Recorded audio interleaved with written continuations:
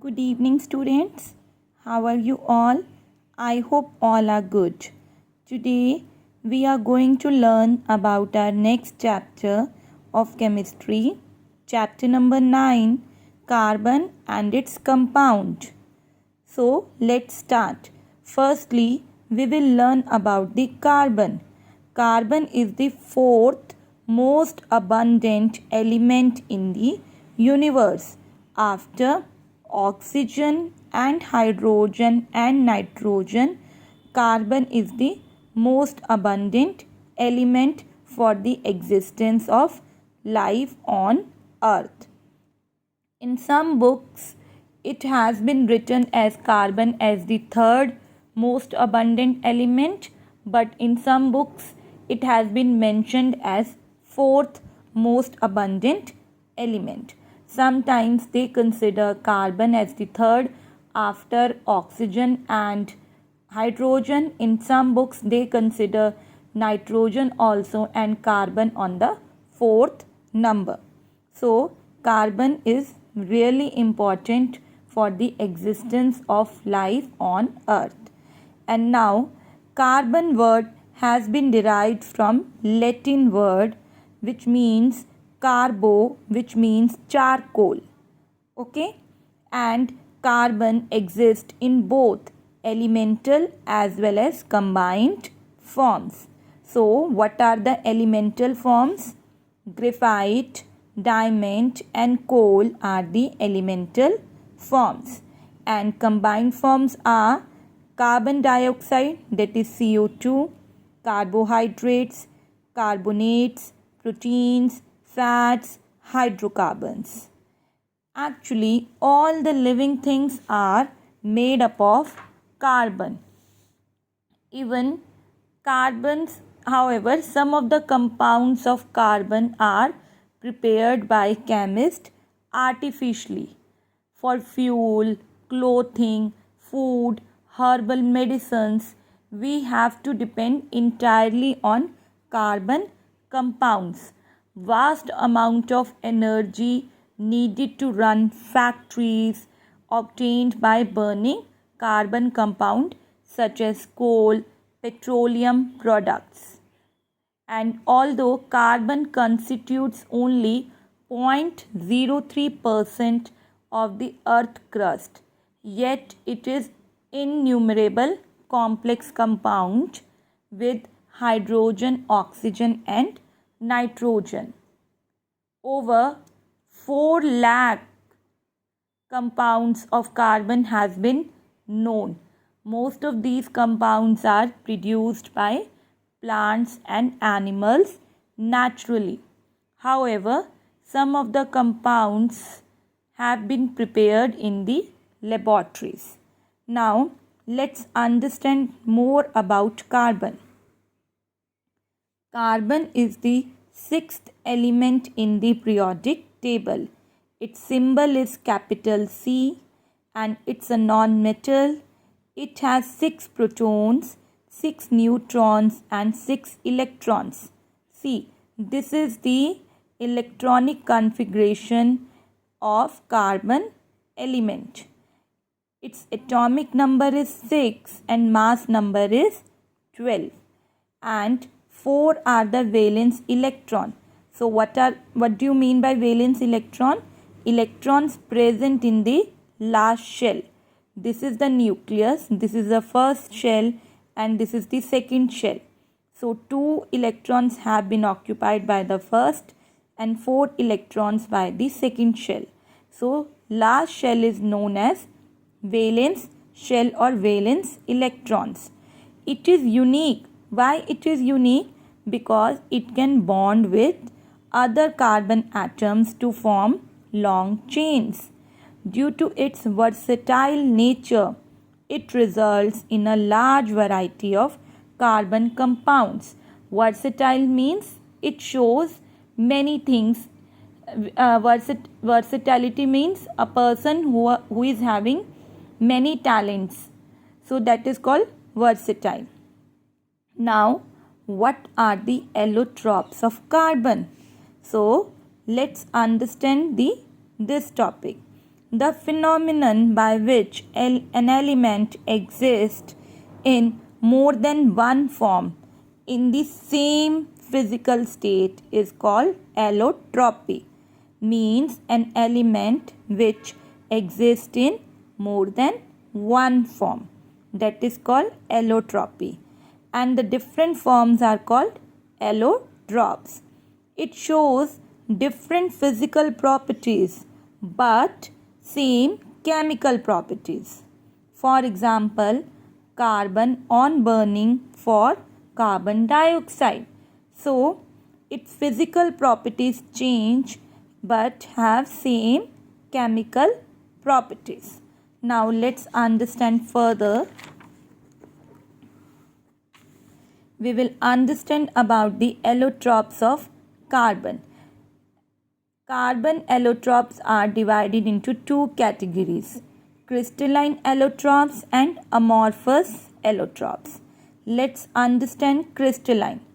When the atoms in an allotrope are arranged in a definite geometrical pattern, means they are having a definite shape, means square, rectangle, octagon, hexagon.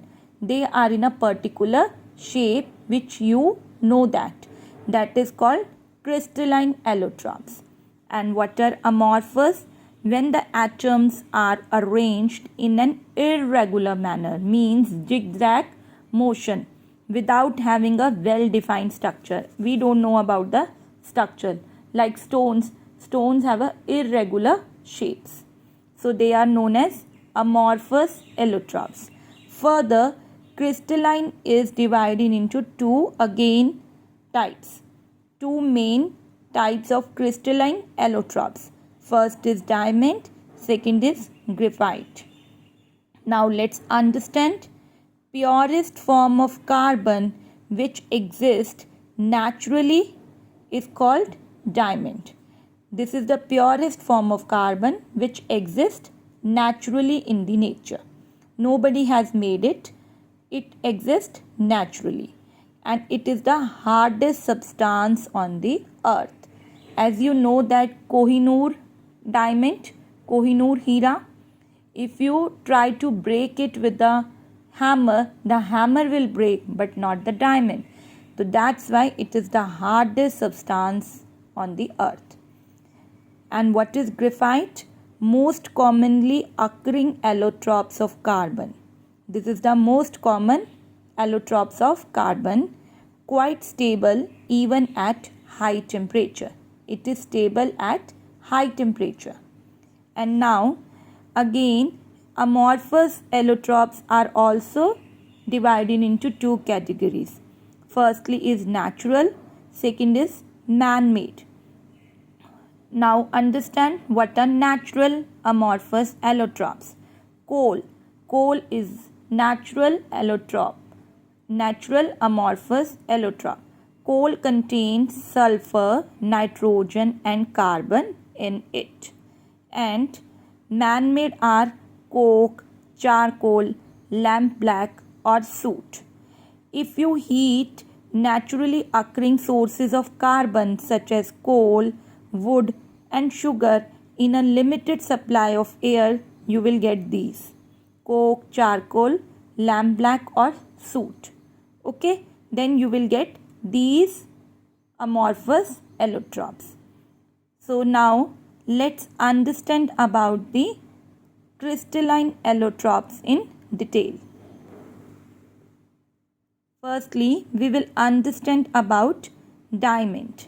So this is the structure of diamond.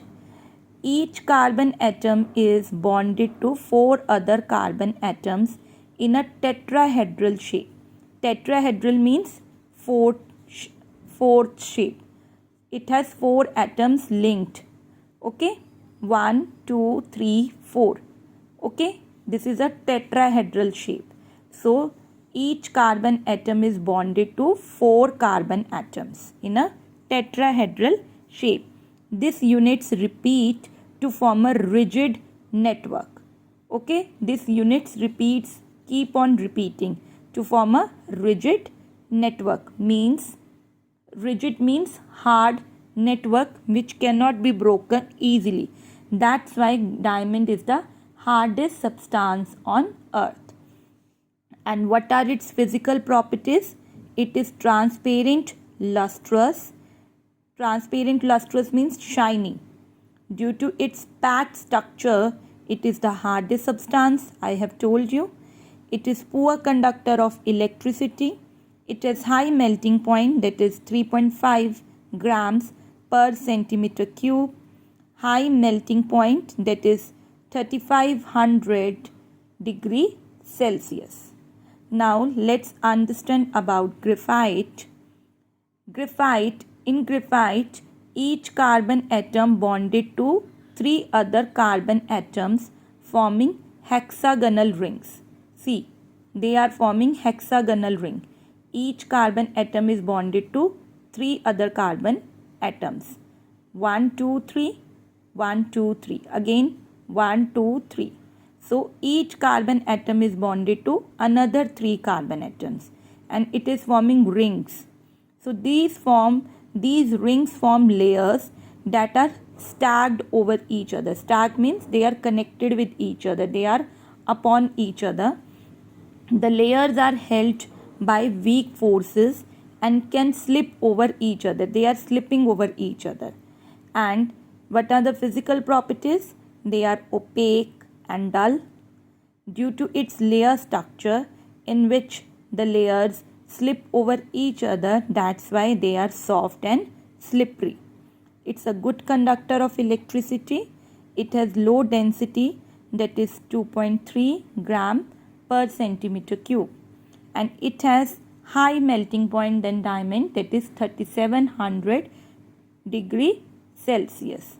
Now let's come to the one more type, and firstly we'll discuss about the uses also. Diamond is used in jewelry as gemstone, cutting and drilling of rocks, cutting glass, windows of space satellites. And graphite, lubricants for machine parts due to its slippery nature. Pencil leads are made from graphite. Electrodes in cell and batteries. Paints, lubricants, polishes, crucibles for melting metals because of its high melting point. Making artificial diamonds. How you make artificial diamond? Keeping the graphite under high pressure and temperature, you get artificial diamonds. And now let's understand about one more type of crystalline amorphous, that is crystalline allotrope, that is fullerenes. Third crystalline form of carbon. In this, carbon atoms are around 30 to 900 atoms. It's a cage-like structure. Most common fullerene consists of 60 carbon atoms, that is C60, and that is called Buckminster fullerene or buckyball. These fullerenes have been discovered by the scientist, that is Buckminster fullerene. After his name, this name came, fullerenes. It's a buckyball that you used in a soccer ball. Its structure is like a soccer ball. Okay, and what are its color? Vary according to the number of atoms present in them, and it is soluble in many solvents, and it is used in insulators, catalysts, semiconductors and superconductors. So this is the third type of crystalline allotropes. Thank you so much. Go through the video. Thank you so much.